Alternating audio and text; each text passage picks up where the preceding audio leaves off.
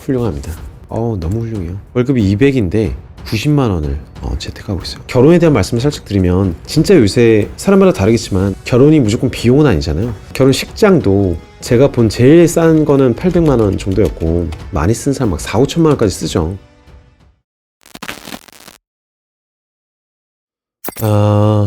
다음 분 만두님께서 1년 가까이 주식에 투자하면서 900만 원 정도의 돈이 마켓에 투자되어 있습니다. 주식이 20, 30%씩 올라도 한 종목당 2, 300불 정도의 주식을 여러 개 사다 보니까 2, 300불 한화 뭐 한 2, 30만 원이라는 거죠. 실질적으로 수익이 크지 않습니다. 이렇게 집중된 종목이 아니라 여러 종목에 분산되어 투자를 하다 보니 집중 투자가 아니라 분산 투자를 하다 보니 생각보다 많은 수익을 거두지 못하고 또 한 번 오르면 계속해서 오를 거야 라는 마음으로 계속 종목이 많아지면서 장투로 이어지고 있습니다. 이런 거 좋은 거 아닌가요? 이런 식으로 주식을 진행해도 되는지 알고 싶습니다. 네, 좋은 것 같은데요? 이런 식으로 비트코인에서 3년째 1000만 원 중에 수익률 마이너스 80% 존버 중이시라고. 예를 들어 현재 ZS 주식을 들고 있는데 이 주식을 2개 정도 매매하고 계속 들고 있습니다. 그러니 현재 40% 정도의 수익을 얻었지만 캐시로는 47,000원 정도의 수익밖에 얻지 못했습니다. 어제 말씀하신 것처럼 레버리지를 일으켜서 다른 주식만이 아닌 다른 부동산, 채권, 금 같은 자산에도 골고루 투자해야 되는 건가요? 요약하자면 시드 6,000불 정도가 적어서 주가 상승률이 높아도 생각보다 많은 수익이 나고 있지 않다. 그래서 NVDA 같은 거를 한두 주만 사게 됐다. 대신에 월급의 50% 이상은 적금하는 중이고요. 이번 더 오를 것 같은 욕심에 주식 팔지 못하고 있다. 언제 팔아 잘 판 건지 모르겠다. 익절은 언제나 옳지만 또는 장투는 무조건 좋은 건지라는 아니라는 생각. 현재 같은 매매 방법이 올바른지 알고 싶습니다. 새로운 투자 전략이 필요한가요? 자, 제 생각은 어떠냐면요. 이분은 스타일 자체가 지금 주식을 사 모으는 방법을 하고 계세요. 이분은 뭐 단타를 치고 있지 않고 문제는 지금 비트코인으로 장투를 했는데 너무 손실 본 경험이 있어서 야, 이거 그냥 장투하는 게 맞나 하는 고민을 하고 계신 것 같아요. 비트코인은 좋은 자산군이 아니에요. 자산군 자체를 잘못 들어가는 게 사실 가장 위험하죠. 주식이란 자산군은 장기적으로 계속 오르는 자산군이거든요. 자산군으로 봤을 때. 근데 비트코인이나 이런 신생 자산군은 그런 이제 보장이 없는 게 가장 위험하죠. 아직 밝혀진 게 없는 게 이게 과연 장기적으로 무엇을 상징하는가 아무도 모르는 거잖아요. 그래서 비트코인 잊어버리시고요. 이거는 조금 이제 신생 자산군이니까 약간 대박 나면 대박 나는 거고 투자로서 접근하신 게 아니잖아요. 비트코인에 대해서 무엇을 아시겠습니까? 비트코인 아무것도 모르고 다들 들어간 거니까 그거는 투자라고 하기 굉장히 애매하고요. 주식 자체는 이렇게 사모으는 방식의 투자가 있어요. 이게 존 리 대표님이나 아니면 워런 버핏이 하는 스타일인데 그러면 이게 무조건 좋냐 나쁘냐를 얘기하기 떠나서 첫 번째는 자기 성향이랑 맞냐? 굉장히 중요한 질문이에요. 자기가 유지할 수 있냐? 굉장히 좋아요. 저는 사모으는 스타일이 부자가 되는 어떤 기본적인 사고방식이랑 되게 비슷해요. 생각해보세요. 택시 회사를 소유하고 있는데 돈만 생기면 택시를 한 대씩 계속 더 사요. 왜냐면 택시 생길 때마다 현금흐름이 더 좋아지니까 자산이 늘어나는 거잖아요. 그래서 택시 회사를 뭐 20년, 30년간 운영하면서 나는 돈만 생기면 택시를 계속 샀다. 어때요? 성공한 케이스 같아요? 되게 좋은 케이스죠. 자기가 아는 주식을 계속 사모으는 스타일. 나는 태어나서 한 대의 택시도 팔지 않았다. 계속 택시를 모았을 뿐이다. 좋잖아요. 좋은 방식이에요. 물론 거기서 이제 막 컨설턴트가 붙고 그러면서 택시 산업에서는 언제 빠져나가야 될 때냐 이런 전체적인 경기의 흐름이랑 택시에만 투자하지 말고 이제 버스도 가봅시다. 아니면 뭐 전기차 기술에도 들어가 봅시다. 자율주행 기술에도 투자를 합시다 해서 다른 방식으로 자산을 계속 사모아도 괜찮겠지만 근본적으로 택시를 샀다 팔았다 하는 택시 스캘퍼가 아니라 택시 자동차 가격이 10% 오르면 막 택시 다 팔아버리고 10% 빠지면 택시 왕창 다 사모으고 이런 방식이 아니라 난 앞으로 20년간 택시 계속 사모을 거야. 거기서 어차피 배당이 나오고 거기서 수익이 나오잖아. 그게 자산이잖아 라는 관점 자체가 되게 건전하고 좋은 방식이에요. 단점도 있어요. 단점은 손절이 힘들고 장점은 손절 안 쳐도 돼요. 이때는 모든 에너지를 잘 매수하는 데만 쓰면 돼요. 손절 아예 포기해버리고 살 때 남들보다 5배, 6배로 스터디해서 사겠다라는 방식이에요. 트레이더들처럼 훈련이 잘 돼 있는 사람들은 살 때 고민을 해서 산 다음에 한편으로는 이제 안도감이 있거든요. 이게 남쪽으로 수직 하향하면 내가 털 수 있기 때문에 난 털 수 있는 사람이기 때문에 조금 더 부담 없이 접근할 수 있다 라고 매수할 때 약간 부담이 덜한 부분이 있지만 이제 사는 입장에서는 애당초 손절이 가능성이 최대한 없는 것을 골라 사야 된다는 부담이 있고, 한번 사두면 손절 영원히 안 치고 가는 거죠. 계속 사는 거예요. 그냥 사다가 매력이 좀 떨어지면 딴 거 사고, 이런 식으로 그냥 사다 모으다 보면은 어떤 현상이 발생하냐면은 한두 개가 50%쯤 넘어갈 때부터 마음이 엄청 편해져요. 이제 한번 50% 넘어갔으면 플러스 50% 났으면은 걔는 뭐 거기서 마이너스 30% 나나 플러스 30% 가나 잊어버릴 수 있잖아요. 수익이 나 있는 상황에서는. 그렇게 내버려 두다 보면은 한두 개의 종목이 막 800%, 1000% 갑니다. 걔네가 나머지에서 손절 안 쳐도 손실 본 거를 다 커버를 해줘요. 그러니까 많은 종목을 취미처럼 계속 사면서 공부를 하면서 사고, 그러다 보면 한두 개가 운 좋게 800%, 1000%가 나는 그런 구조죠. 그게 워런 버핏의 스타일이기도 하고, 대신에 공부를 많이 해야 돼요. 무엇을 사느냐에 집중하자. 시드가 적어서 많은 수익이 나지 않는다. 괜찮아요. 시드는 어차피 계속 늘려갈 거잖아요. 그러니까 이 600만 원으로 지금 만두님이 재벌이 되지는 않을 거예요. 그죠? 계속 앞으로 들어온 자금들을 계속 태우는 거예요. 대신 스터디를 많이 하셔서 그러면 괜찮은 것 같습니다. 대신 월급의 50% 이상 적금하는 중 좋잖아요. 적금해서 타이밍 왔을 때 계속 돈 넣어주세요. 결국 자기가 모아가지고 투입한 투하자금이 최고다. 깡패다. 투하자금이 깡패예요. 하루라도 빨리 자기가 벌 수 있는 자금에서 많은 돈을 계속 투입하는 거. 장투가 무조건 좋은 게 아니라 장투하는 스타일 중에 그 스타일 내에서 균형을 잘 맞추면은 굉장히 좋을 것이다.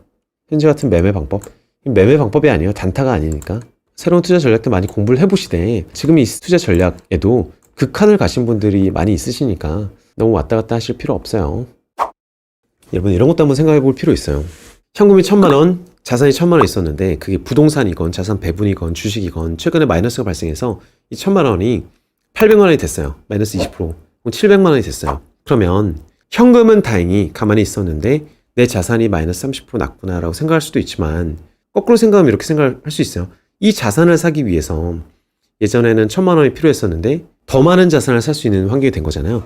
이 자산의 가치가 여전히 1000만원이라고 생각한다면 내 현금이 지금 자산 가치가 높아진 거야. 내 현금이 지금 1300만원, 1350만원이 돼 있는 상황이에요. 현금의 가치가 높아졌다는 거는 이런 의미입니다. 내 자산은 한 번 산 이상 항상 1000만원인데 내 현금의 가치가 1350만원이 됐다. 지금 1350만원어치 자산을 살 수 있는 환경이다. 말장난 같지만 부자들이나 이제 투자자들이 항상 그 얘기를 하거든요.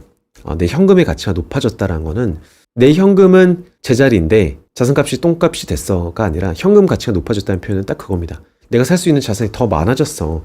자산은 어차피 내가 10년 안에 사야 되는 자산인데 지금 마침 저렴해졌다라고 생각하셔도 될 것 같아요. 안녕하세요, 전 대표님. 요즘 방송 정말 잘 보고 있습니다. 저 올해 25살 공무원입니다. 월급은 200 정도입니다. 30만원은 5% 이자 적금 들고 있고요. 30만원은 미 ETF 투자, 30만원은 주식 투자를 고정적으로 하고 있습니다. 좋네요. 월 적립식으로 하고 계시다는 얘기죠. 월급이 200인데 90만원을 재테크하고 있어요. 너무 훌륭해요. 용돈으로 50만원 고정해 두었고, 남는 돈 비상금인데 현재는 주식 투자하려고 현금 보유 중입니다. 훌륭합니다. 돈 아껴 쓴다고 장땡은 아니겠죠? 문제는 그 관성이 중요해요. 제가 돈을 모아서 자금이 올라가는 추이를 보면 추이에 대한 굉장히 강력한 이해가 되거든요. 그래서 투자를, 저축을 계속할 수 있는 강력한 관성이 됩니다. 그걸 본인이 이해하고 본인의 철학으로 만들 수 있다는 거, 그게 뭐 인생이 뭐 전부 바뀌는 경험이죠. 자, 현재 여자친구가 있는데 계속 만난다면 3년 뒤쯤 결혼을 하고 싶습니다. 그 전에 결혼 자금 준비를 좀 하려고요.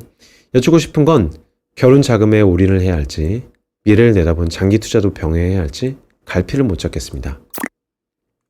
네. 주식은 작년부터 해서 이것저것 경험한다고 배당주도 좀 샀고 가치 성장주도 좀 샀습니다. 이것저것 경험한다고 하신 거는 훌륭하세요. 현 시점에서는 결혼 자금을 본다면 배당주보다는 시세 차익을 위한 주식이 더 나을 것 같은데, 대표님 고견을 한번 듣고 싶습니다. 자, 첫 번째로 결혼이 3년 후인데 3년 후에 쓸 거냐 아니면 장기 투자냐라는 질문은 이상한 질문 같아요. 왜냐면 3년도 중단기 투자긴 한데 중기 투자라고 해볼게요. 이 얘기는 마치 결혼식 플러스 전세에 다 써버린다, 다 투입해버린다, 그러니까 이후에 장기 투자는 전혀 하지 않는다라는 질문 같기도 하고, 무슨 얘기인지 아시겠죠? 그래서 미래를 내다본 장기 투자 당연히 해야죠. 결혼하고 이제 투자 끝나는 게 아니잖아요. 결혼이 무조건 비용은 아니잖아요. 결혼에 대한 말씀을 살짝 드리면 진짜 요새 사람마다 다르겠지만 결혼 자체에 우리나라는 아직까지 이 허례허식 같은 게 되게 많잖아요. 허례허식이 있어서 몇 천만 원 써요. 결혼식장도 제가 본 제일 싼 거는 800만 원 정도였고 많이 쓴 사람 막 4, 5천만 원까지 쓰죠. 2천만 원 정도 돈 나가고 저는 예컨대 결혼식 할 때 축의금을 안 받았어요. 근데 축의금을 받으면 요 결혼식장 비용 정도는 대충 퉁쳐지고 약간 남는다고 알고 있어요. 근데 여기다가 뭐 서로 이제 뭐 막 선물 주고 이래저래 허례허식 하다 보면은 진짜 돈을 되게 많이 써요. 돈을 쓰다 보니까 신이 나서 막 신혼여행도 엄청 화려하게 쓰고 그러다 보니까 그 돈을 쓰는 규모에 자꾸 홀려가지고 야 그럼 꽃도 더 비싼 거 하자, 이것도 비싼 거 하자, 저것도 비싼 거 하자 허세 부리다가 상대적으로 너무 많은 돈을 쓰게 되는 것 같아요. 진짜.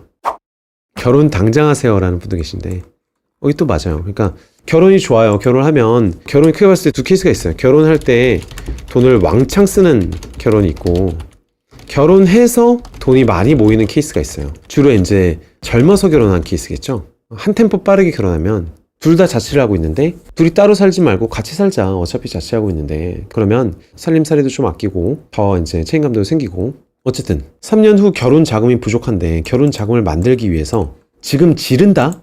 그래서 배당주가 아니라 질러야 된다? 이렇게 필수적으로 필요한 자금을 주식을 질러서 얻으려고 하는 것 자체는 굉장히 위험해요. 극단적인 사례를 제가 한번 들어드릴게요. 5천만 원 있는 사람이 있어요. 애 아빠가 있는데 아기가 태어나기 이제 이틀 남았어요. 이틀 남았는데 갑자기 5천만 원밖에 없는 게 너무 불행하다. 우리 애가 1억은이 있어야 인생다운 인생을 살 수 있지 않을까? 라는 생각이 들었어요. 본인이 생각해보니까 정말 그래요. 그래서 밤에 이 5천만 원을 빼다가 자기가 도박판에 가서 1억을 만들어 오겠다 하면서 가져간 거예요. 반드시 더블 내서 오겠다고 가져갔어요. 여러분은 말리시겠죠? 왜 말리겠어요? 그게 1억이 되면 그 아이는 조금 더 부유한 삶을 살 수 있겠지만 1억이 안 되고 그 5천만 원을 다 날리면 이제 아기는 병원비도 못 내고 백신도 못 맞고 살 집도 잃어버리고 인생 자체가 완전히 망가지는 거잖아요. 도박장에 가서 쓰다가 1,000만 원 잃기 시작하면은 이거는 1,000만 원 돌려받아서 1억 만들 때까지 나는 이 도박장 못 나가 해서 결국 자기 애기 낳을 때도 그 자리에 있지를 못하고 결국은 돈이 다 털려서 나와서 집에도 못 들어갈 거예요. 극단적인 사례인데 이 말씀을 왜 드리냐면 자기한테 너무 중요한 스케줄이 있으면은 운에 맡기지 마세요. 내가 결혼을 꼭 해야겠는데 지금 돈이 없으니까 주식으로 시세 차익 더 나는 걸 투자해가지고 돈을 벌어야 결혼을 하겠구나 라고 운에 맡기지 않았으면 좋겠어요. 그래서 혹시 잘못됐을 때 자기가 잃는 게 너무 많아지면 금액으로는 별로 없지만 자기 인생에서 너무 우회해야 된다면 전혀 좋지 않다. 그래서 그게 뭐 딸의 결혼 자금이어도 마찬가지고 딸의 뭐 대학 자금이어도 마찬가지고 그러니까 절대 잃으면 안 되는 돈을 가지고 사람들이 돈이 급하다 보면은 건드리면 안 되는 돈을 가지고 투자하는 경우들이 있어요. 이 경우에 맞는 사례는 아니지만 지금 투자를 잘 하고 계신데 굳이 결혼 자금을 얻자고 시세 차익을 위한 주식을 하다 보면 시세 차익이 발생 안 하면 결혼에 대한 회의가 될 수 있어요. 결혼의 자금에 대해서는 최소한 조금으로 쓰겠다라는 생각을 가지되 나머지는 장기 투자를 한다는 생각을 가지되 무리한 베팅을 하지 마시길 꼭 바랍니다. 이런 얘기도 있어요. 사실 자산 큰 폭으로 늘리고 싶으면 투자로 모험 한 번은 걸어야 한다. 이렇게 말씀해 주신 분 계시고 사실 그 말도 맞아요. 총각 때만 베팅을 해볼 수 있죠. 근데 이거는 목표 자체를 결혼 자금을 써야겠다라고 베팅을 하는 게 아니라 내가 총각 때 좀 레벨업을 해보겠다 생각이 있으면은 투자 정말 열심히 공부를 해서 왜냐면 결혼한 다음에 돈도 많이 못 모아놨어. 투자를 성공한 적도 없었는데 갑자기 이제 투자 자금을 막 빼가지고 투자를 한다는 게 쉽지 않거든요. 그죠? 그러니까 정말 투자로 대성하고 싶다라면은 결혼 전에 이것저것 근데 이미 잘하고 계신 것 같아요. 제가 봤을 때는 배당주도 샀고 가치성장주도 샀고 월급에서 굉장히 열심히 저금하고 계시고 이게 중도 포기하는 게 최악의 리스크다. 인생에서는 결혼 때문에 중도 포기를 하건 무리해서 투자를 하다가 손실 너무 많이 봐서 중도 포기를 하건 더 이상 투자를 할 수 없게 되는 상황 너무 위험하다 생각이 듭니다.